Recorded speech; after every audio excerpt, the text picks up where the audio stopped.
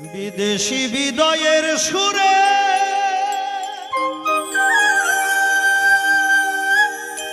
ও কিষানা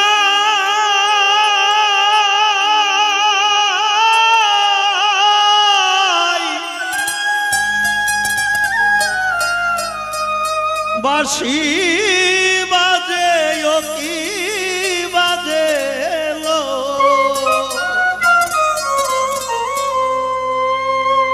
পূরবী সন্ধ্যা নেমে এলো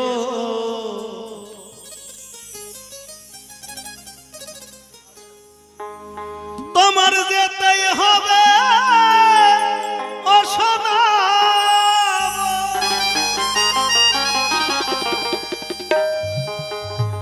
একদিন যেতেই হবে ও সোনা এই হাতের কাজ গুটায়ে ফেলো ও কি ফেলো পূরবী সন্ধ্যা নেমে এলো পূরবী সন্ধ্যা নেমে এলো একদিন যেতেই হবে ও শোনাবো যেতেই হবে ও শোনাবো এই হাতের কাজ গোটায়ে ফেলো ও কি ফেলো পূরবী সন্ধ্যা নেমে এলো পূরবী সন্ধ্যা নেমে এলো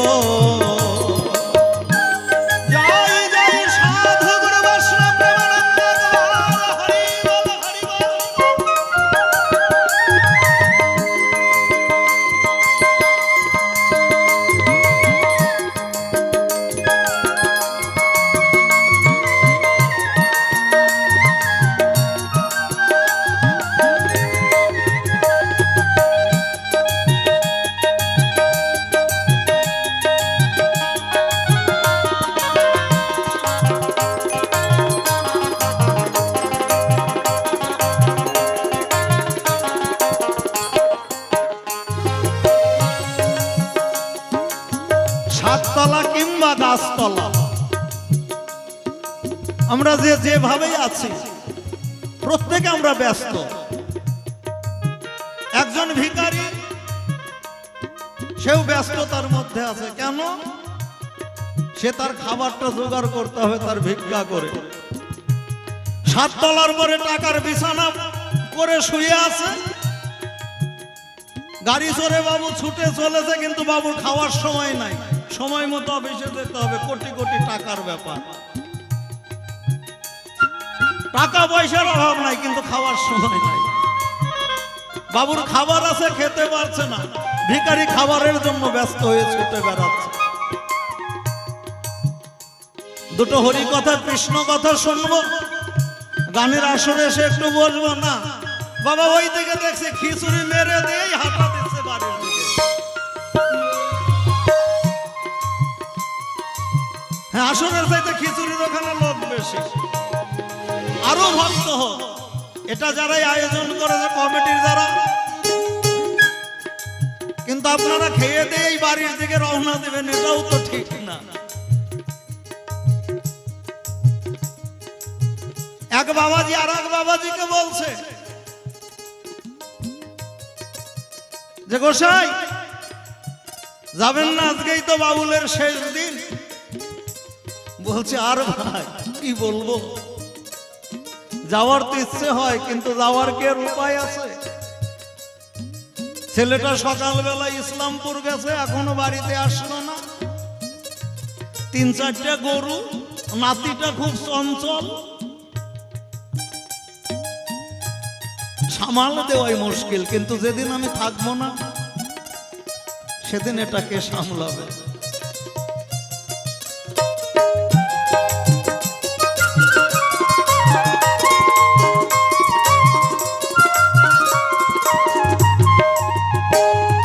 এই যে সারা জীবনের এত ব্যস্ততা এর শেষ পরিণতিটা কি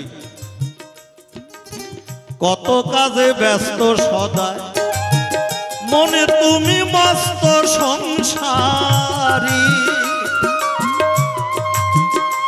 একদিন এক বসনেই যেতে হবে সব কিছু ছাড়ি।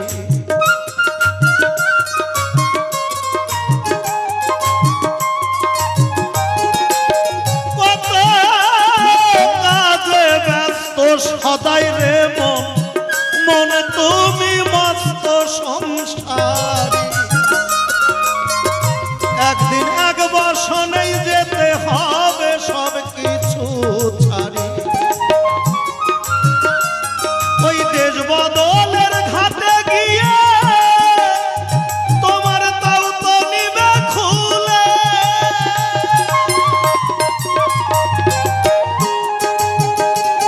ওরে শুকনো কাঠের বাজির ঘরে রাখবে তোমায় তুলে।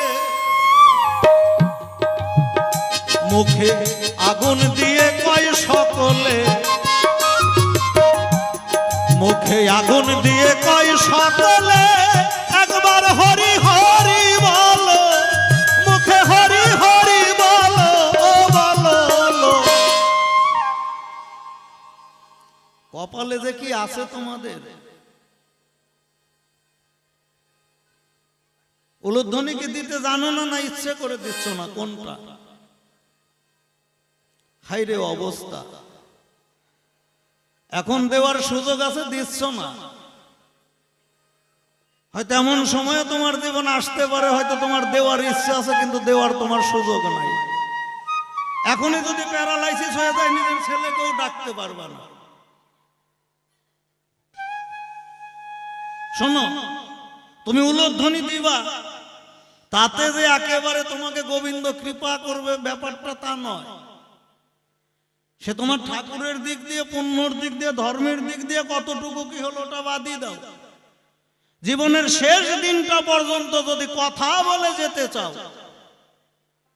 শুধু এই গানের আসরে এসে না, বাড়িতেও অভ্যাস করো। যে দিতে না পারো সে অভ্যাস করে শিখো। সে ঘরের মধ্যে বসে বসে হলেও কমপক্ষে সকাল সন্ধ্যা একটু উলুধ্বনি দেওয়া, এই যে সন্ধ্যার সময় শঙ্খ বাজানো, এইগুলো শিখো। আর কিছু না হলেও জীবনের শেষ দিনটা পর্যন্ত তুমি কথা বলে যেতে পারবে, বাকশক্তি হারাবে না। আমাদের মানব জীবনে যে যোগ সাধন, যে প্রাণায়াম সাধন, এই উলুধ্বনি হরিধ্বনি একটা প্রাণায়াম, এটাও একটা যোগ।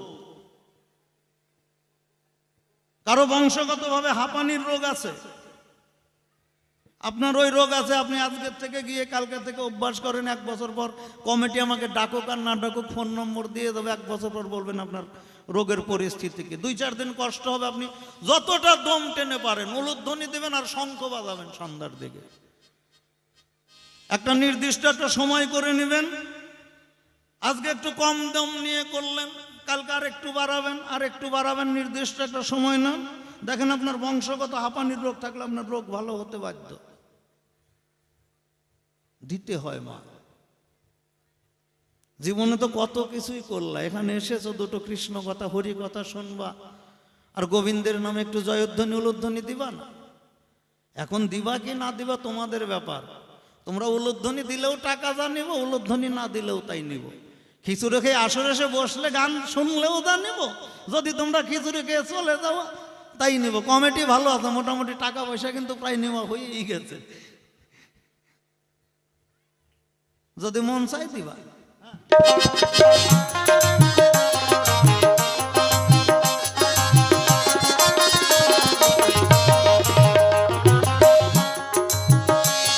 ওরে বিদায় দিয়ে কই সকলে, বিদায় দিয়ে কই সকলে, একবার হরি হরি বলো, ও বলো। পুরবী সন্ধ্যা নেমে এলো, পুরবী সন্ধ্যা নেমে এলো।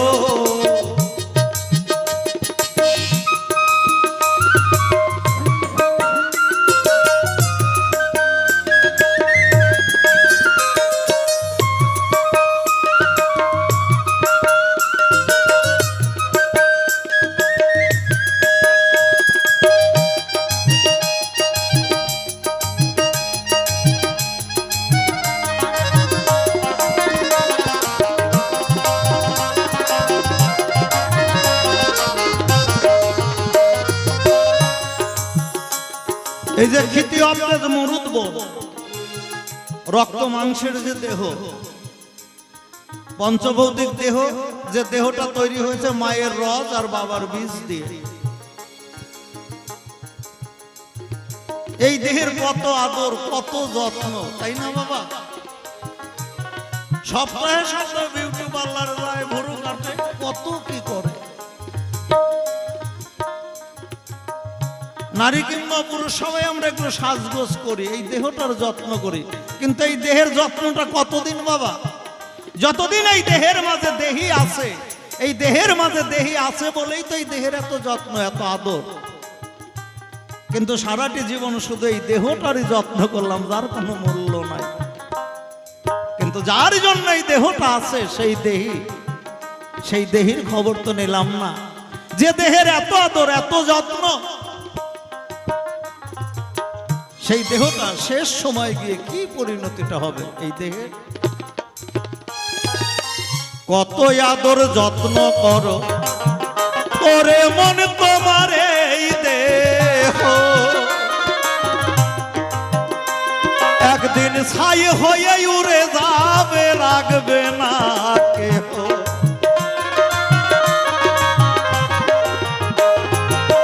সাততলা কিংবা গাছতলা, হয়তো সাততলার বাবু মারা গেছে, চন্দন কাঠ ঘি দিয়ে বাবুর দেহটা পোড়ানো হলো, অবশিষ্ট এক মুঠো ছাই।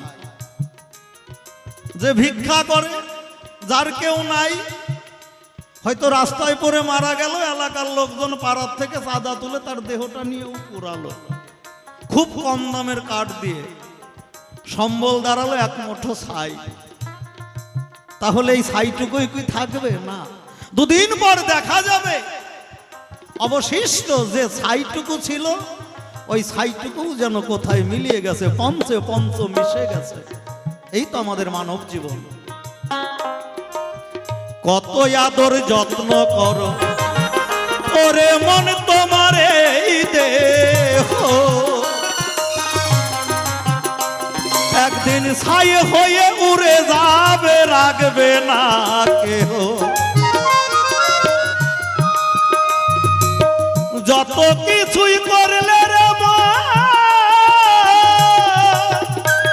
শেষে এই তো পারি না।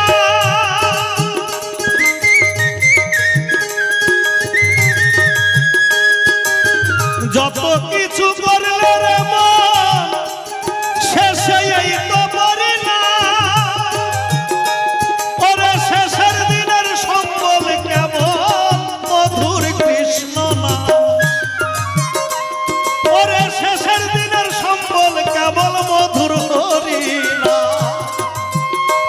তুমি যত পারো বলো এই না, জয় জয় রাধা গোবিন্দ প্রেমানন্দ হরি বল, হরি বল। তুমি যত পারো বলো এই না, হবে তোমার পরিণামে ভালো, ভালো। পুরবী সন্ধ্যা নেমে এলো, সন্ধ্যা নেমে এলো।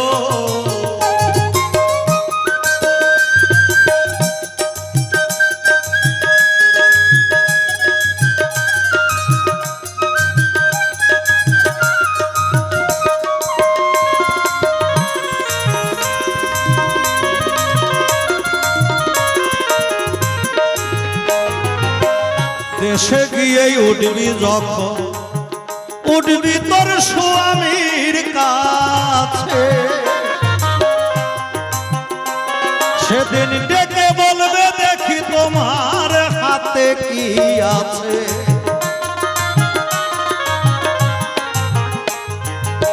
দেশে গিয়ে উঠবি যখন তোর স্বামীর কাছে, সেদিন ডেকে বলবে দেখি তোমার হাতে কি আছে।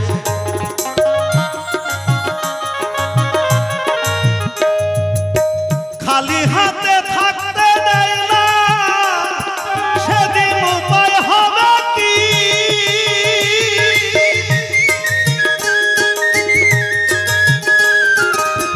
খালি হাতে থাকতে দেয় না, সেদিন উপায় হবে কি?